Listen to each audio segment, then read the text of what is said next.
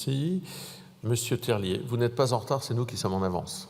Merci, Donc, Monsieur le Président. Bienvenue, vous avez la parole. De pouvoir poser ma question. Madame la Ministre, je souhaite vous interroger sur le financement des lignes aériennes d'aménagement du territoire dit LAT.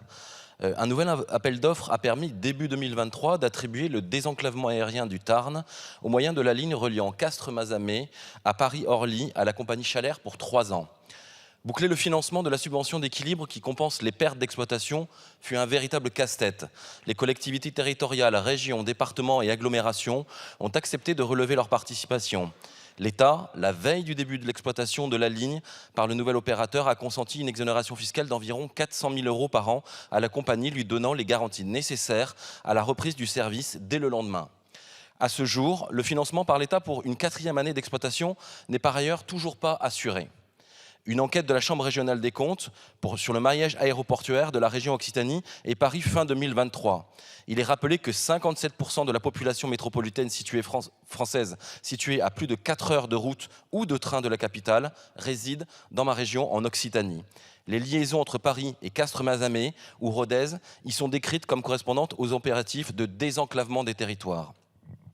Alors que la ligne Castres-Paris est plus empruntée que celle d'Aurillac, Brive ou Rodez, que ce trajet ne peut pas être réalisé via le TGV, comme c'est désormais le cas pour rallier Agen, Quimper ou Lorient, la ligne Castres est moins bien financée par l'État que d'autres lignes sous obligation de surveillance publique OSP. De trop grandes disparités existent entre les financements alloués au LAT par l'État, sans que cela ne fasse l'objet de contractualisation. Par exemple, de 2015 à 2017, la participation de l'État pour l'aéroport de Castres s'est levée à moins de 10% de la compensation financière totale. De 2020 à 2023, l'État s'est repositionné à hauteur de 31%. Néanmoins, et sur la même période, l'État prenait en charge 55% de la compensation financière pour la ligne Paris-Rodez. Dès lors, quelle est la stratégie de financement de l'État sur ces lignes LAT? Quelles sont les règles expliquant de telles disparités? Et enfin, quelle visibilité donner à nos petits aéroports? La plateforme de Castres peut se diversifier via des activités commerciales de prestataires à bas coût, mais elle demeure une infrastructure stratégique pour le premier employeur de la ville, le 8e RPIMA, qui a besoin de pistes, et de l'aéroport pour l'entraînement parachutiste des militaires. La viabilité des LAT dépend des aides publiques. Vous le savez, le syndicat mixte qui gère l'aéroport demande évidemment plus de moyens à l'État, mais aussi et surtout une clarté, une stabilité et une équité entre les territoires à désenclaver. Pensez-vous, Madame la Ministre, au-delà de sa pérennisation, clarifier le financement par l'État de ces lignes aériennes d'aménagement de territoire? Et si oui, comment? Je vous remercie. Merci, Monsieur le député. Madame la Ministre.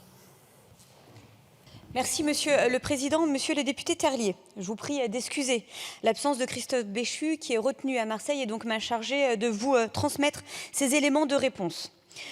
Je vous rejoins parfaitement sur l'importance du maintien de la connectivité de nos territoires les plus enclavés.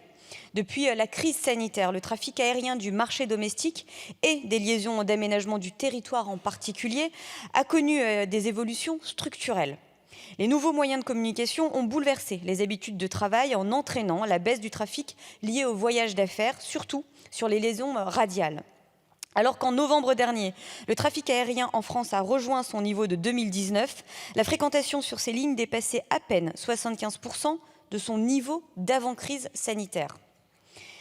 Ce contexte bouleverse l'équilibre économique de l'ensemble des lignes aériennes subventionnées. La baisse constatée du trafic et l'augmentation importante de certains postes de coûts, comme ceux du carburant, de l'entretien des avions ou des pièces détachées, ont engagé les compagnies aériennes intéressées à exiger des compensations financières. Face à cette situation, l'État demeure aux côtés des collectivités qui renouvellent les contrats de délégation de services publics.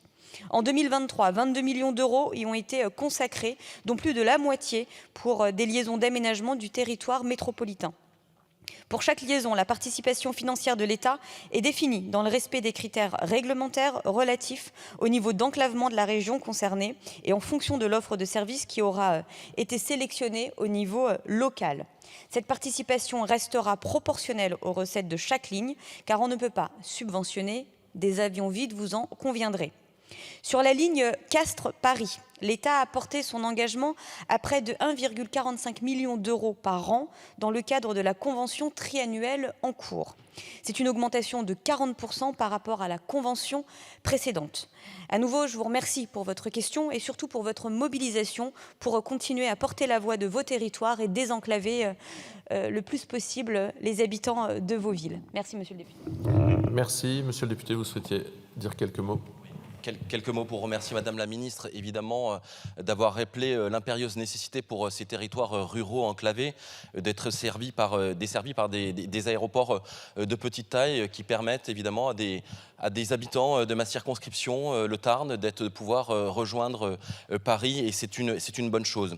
Je crois qu'à travers votre réponse, vous l'avez dit aussi, je crois qu'il faut qu'il y ait pour les opérateurs, les collectivités territoriales, régions, départements et communautés d'agglomération, une meilleure lisibilité, et qu'on ne soit pas chaque fois, au moment du renouvellement de ces conventions, dans une urgence qui cristallise évidemment beaucoup de désagréments autour de la manière dont on formalise ces conventions. Encore une fois, il y a besoin, me semble-t-il, d'avoir des critères qui soient un peu plus objectifs et qui prennent véritablement compte le désenclavement de ces territoires ruraux. Je pense que c'est une nécessité sur l'attractivité et sur effectivement aujourd'hui le besoin qui est réclamé de nos concitoyens de ne pas être déconsidérés par rapport au fait qu'ils habitent dans ces territoires ruraux. Merci, monsieur le député.